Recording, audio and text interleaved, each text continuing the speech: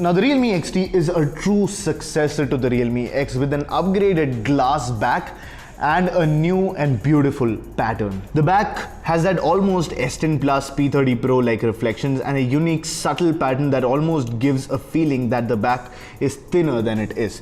Now that's not completely an illusion because the phone is definitely not as wide as the Realme X and looks more like other Realme phones with the slightly taller and less wide frame.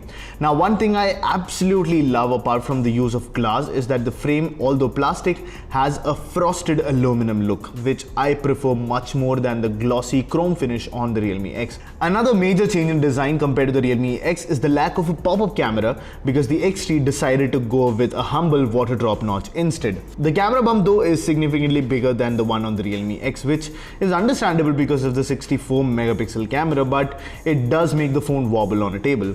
The buttons, although plastic, are nice and clicky. The bottom hosts a loud single speaker and the headphone jack is pretty standard. It's not better or worse than the competition. The headphone jack though is backed by Dolby Audio, so you will get some of that sound quality. Now while the centered camera on the Realme X did look slightly more premium and minimal, I do prefer the ergonomics on this, which makes the design of the Realme XT really stand out to me.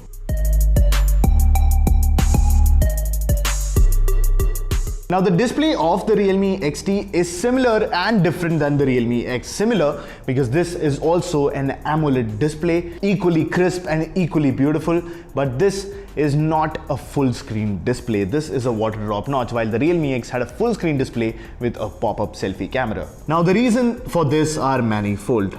But some of the major reasons were, first of all, the mechanical part of it, the fact that everyone did not feel comfortable with the part moving in and out of their phone. And secondly, since Realme along with a few other companies are actively working towards implementing 5G, this is an initial attempt to slowly phase out pop-ups in order to make space for the 5G modems. Apart from that though, the display is absolutely stunning, and 2 years ago it would have been unimaginable to see phones like the Realme X and the Z1X and now the XT bringing AMOLED displays in such affordable price brackets. The color shift on the phone is not too bad and the white point stays pretty much in check. There is widewine L1, and while I cannot confirm if this is a true HDR display, YouTube does give you the option to play HDR videos for whatever that's worth. The display is even more beautiful with black wallpapers and I think has become one of my favorite parts of the phone.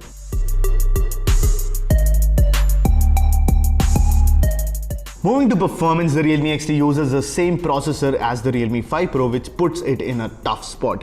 It makes the Realme XT an upgrade over the Realme X, but also makes it the same performer as another SKU at a lower price. That said, the SD712 at this point is the most powerful new processor available under 20,000, which makes the Realme XT one of the most capable devices in this price range. Playing PUBG or PES Mobile is very fun on this device, especially with the good touch response and of course that AMOLED display. The benchmark scores also show exactly that, and the performance is second to none. Now the closest processor to the 712, which is more powerful than it, is the Snapdragon 730, which is inside the Redmi K20, but is also significantly more in price. The storage used is UFS 2.1 with speeds of about 460 megabytes per second and write speeds of about 186 megabytes per second, and storage matters. That said, other phones in this price range today do offer similar functionality. That's why it's not really a standout feature, but it's very good to have and will make your phone perform much faster. Honestly, it's more power than most of us would need on a daily basis, and if you are really someone who wants much more power, then you can look at phones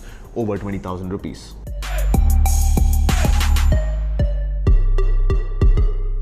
The Realme XT runs ColorOS 6, specially tuned by Realme, built on top of Android 9 Pie.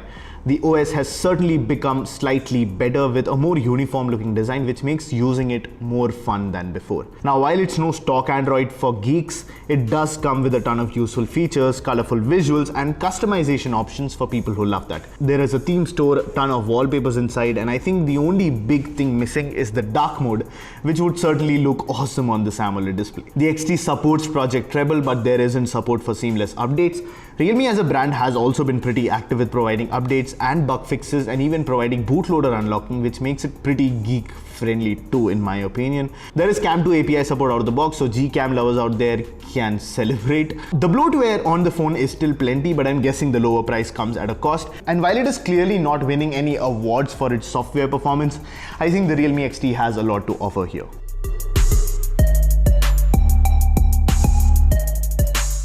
Moving to the camera, the Realme XT is the world's first smartphone with a 64 megapixel camera. The 64 megapixel sensor is a Samsung sensor with of course more megapixels than you would ever need. Apart from that, the other cameras are the exact same as the Realme 5 Pro. So you have an 8 megapixel ultra wide lens, a 2 megapixel depth sensor and a 2 megapixel macro lens. The 64 megapixel camera though is significantly more resolution than the Realme X. The pictures that come out are too.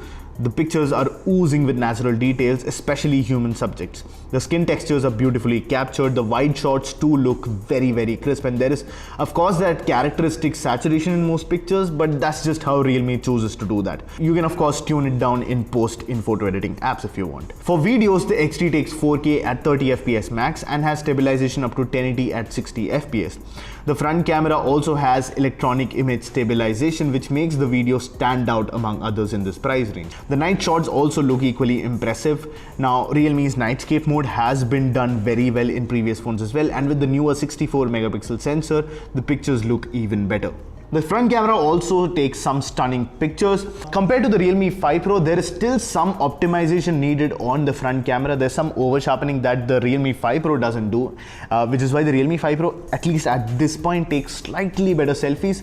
But I think that's because this is of course a pre-production unit, so this is pre-launch. I'm guessing all after-sales unit will have an improved front camera. That's it, we'll find that out very soon.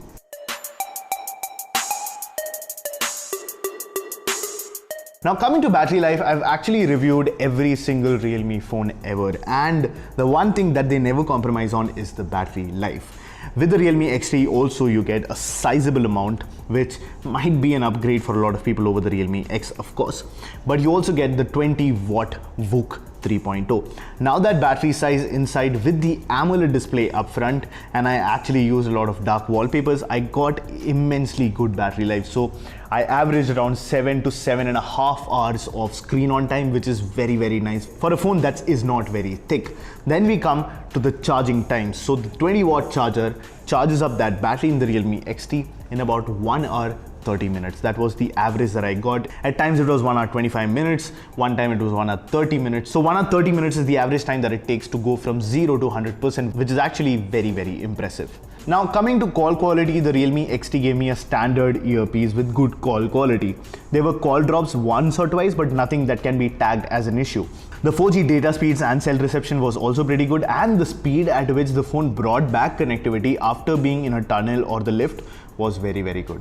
So finally we come to an end of this video, and the Realme XT is a great smartphone. It's a successor to the Realme X in almost every way. You have a better processor, a better looking design, you also have a more ergonomic design, you have clearly better and more cameras at the back of the phone, and you have a very good battery performance as well. Now the one thing that a lot of people do find is a downgrade on the Realme XT is the display, not because it's a different technology, it's still AMOLED, but the fact that there is a notch here and it's not a full screen display like the Realme X. Now of course there is that section of people who prefer having a full screen display even if there is a pop-up camera mechanism. That said, another big chunk of people do not like having mechanical parts, and this also makes the phone thinner and more comfortable in the hand. So I think the choice that was made with the Realme XT was of course made on user data, and I do think that I support that option. And as much as I hate notches, I think it's a smart decision. Now for the people who do want that full screen experience, you can of course get the Realme X, but I think the Realme XT is an upgrade over the Realme X in almost every other way, and especially with that price, I think it's a good buy. That said, the real competitor to the Realme XT is the Vivo Z1X, which is very similar to this phone in a lot of senses.